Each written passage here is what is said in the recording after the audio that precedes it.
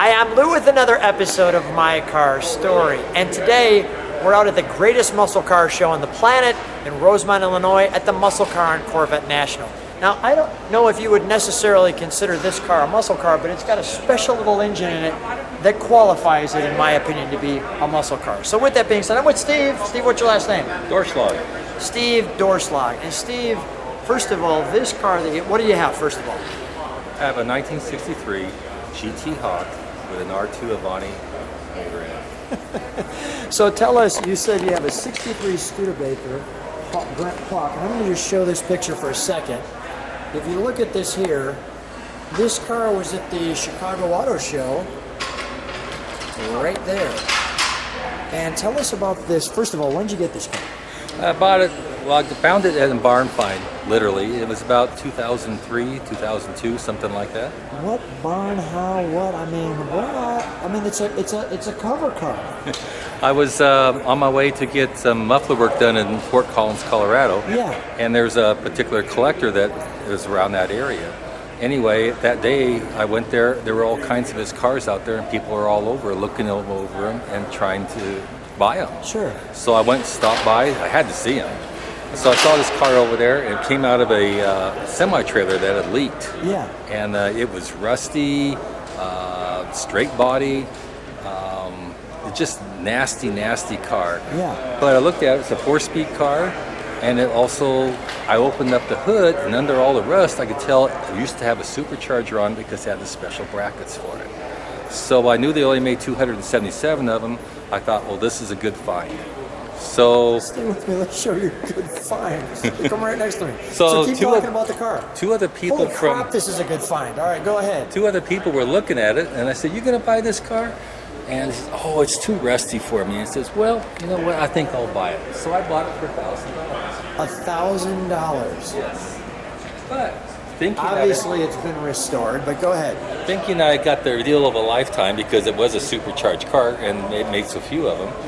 But a friend of mine saw the black roof on top, and he's a very much in store for a trim. Anyway, he went through his files, found the build sheets on it, and said, "Steve, I think that is the Motor Trend Hawk that we've been looking for." It was on the cover of 1963, June of 1963 of the Motor Trend. And after more research, we did find out this is the car. It was also the 1963 Chicago Auto Show car. And it was modified with a black top by the designer, Brooke Stevens, and also the Dayton wire wheels that were on it. Brooke Stevens, didn't he do like toasters too, or the Wienermobile and all kinds of cool stuff, right? Yes, yes. Now these are actually, we'll call it from the factory rims, although you'll never see these again. No. So how did you make these? I mean, did you have these created, or?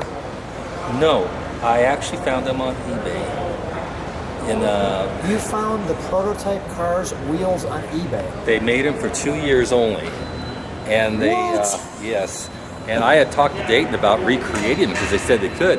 But once I showed them the picture of it, they said, no, there's no way we can do these. They're oddball, and we had some issues with them back then.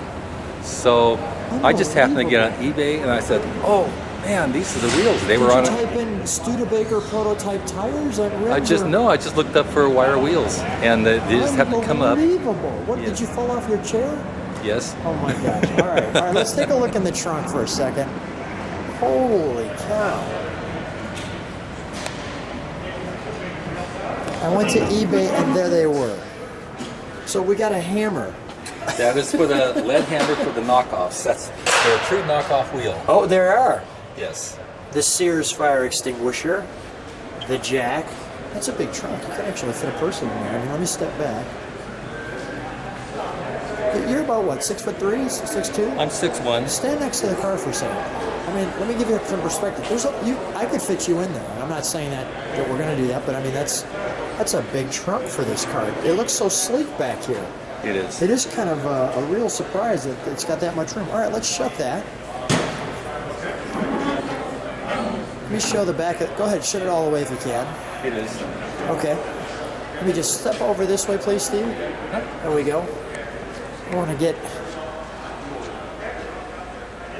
You know, it has a real regal look to it, doesn't it? It's Very European style. yeah, very sporty, and yet this hard roof, this kind of Thunderbird roof to it, gives it a real classy stance. This actually is an old body style from 1953, and Brooks Stevens designed this to make this car more modern.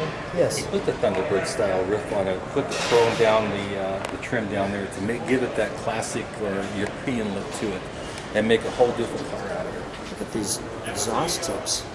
I mean, that looks classy too, right? Yes. How long was the restoration? You know, actually, it took me once I started only a year to do it. You're determined. Yes. Once I get on something, I have to get it done. That's a chrome piece that I didn't notice goes all the way down the length of the car. Yes. To the nose. Let me show. Do these light up when you turn the turn signal on? Well, we're gonna have to turn the turn signal on to make that light. That's gonna be pretty cool. Okay, let me show one other thing back here.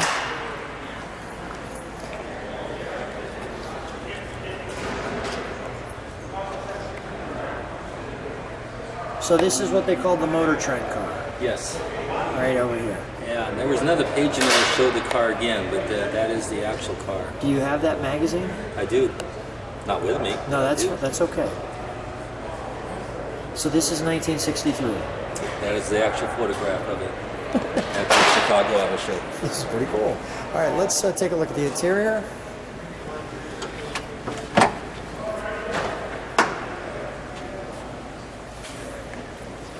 You got carpet on the bottom, steel in the center, nice steel, and a vinyl on the top. Full window, the fold outs, nice thick door. And this appears to be the build number. Yes. Indicating it's a very early car. Is this considered a prototype? Not quite, but being an early 63 car, it has the 62 dashboard in it, which means they didn't put the overlay on the right-hand side. Plus, it doesn't have any badges on the side of the fender saying it's a supercharged car. The very first ones didn't have those on there. That's a very classy dashboard. Yes, very, everything's, there again, European. Look at that needle. They're all Stewart Warner gauges that they bought. Studebaker did. Wow. This was actually designed like a Gran Touring or a Gran Turismo car. Your heat and your defrost. I wonder, you can see it. It kind of sticks out. It looks like a paperweight. And it's got that. Yeah, but I mean the hawk is sticking out. I mean he's kind of in there. Yeah, kind of suspended in. Yeah, he's suspended in there. Yes. And then a nice rim like this. Let me step back just a second so people can kind of take that in. And then you're looking out your window. Your 4-speed ball. This little container section here. Another interesting part of this car was actually it was destined to go to Ray Tanner Motors in Phoenix, Arizona.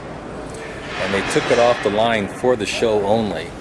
Since it was going to Arizona, it came without a heater and without a radio, and also without power steering. And but it did come with disc brakes and the R2 motor. How excited were you when you were done with this project? Oh, very excited. Yeah, I'm very excited with your car that you're done with the project. Let's open up the hood, shall we?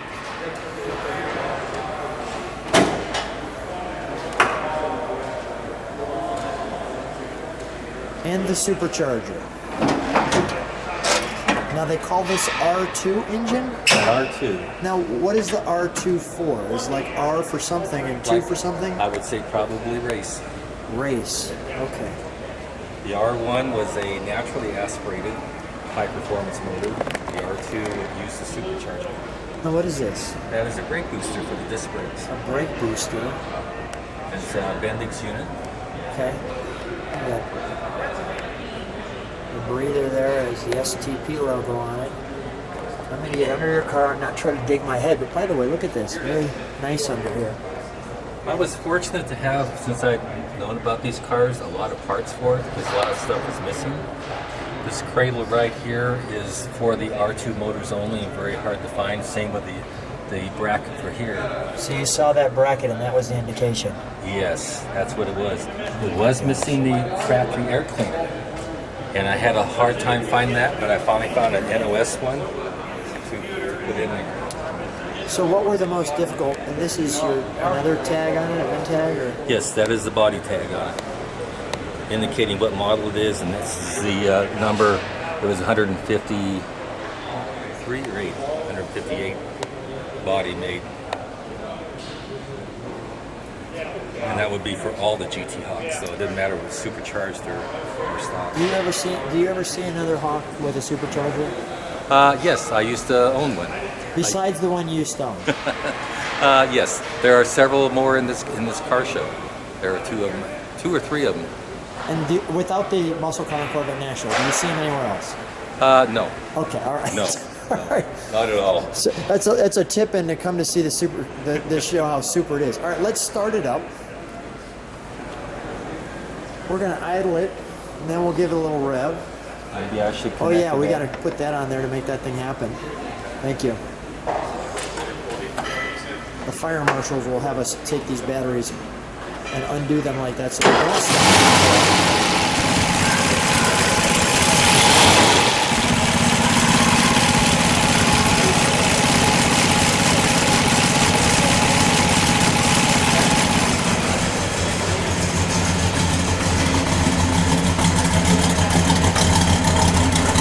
Can you step on the brakes for me, Steve?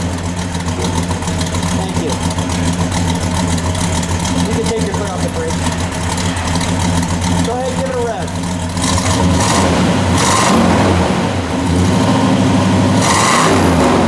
Do that one more time. We're gonna blow the sign over out here. That thing, that's got some pep to it. All right, before we turn the turn signal on, please. They are not operating right now. They're not operating. Okay, we'll shut it down.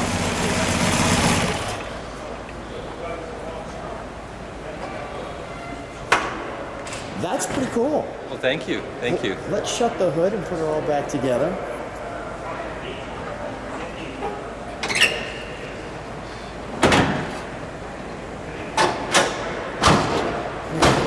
Let me have you stand right next to it for a second. I've been collecting cars and restoring them myself for years, but to find an actual barn find with a pedigree like this was pretty amazing. That is pretty amazing. Yeah. I'm really excited to have the supercharged version on the channel, which is even rarer.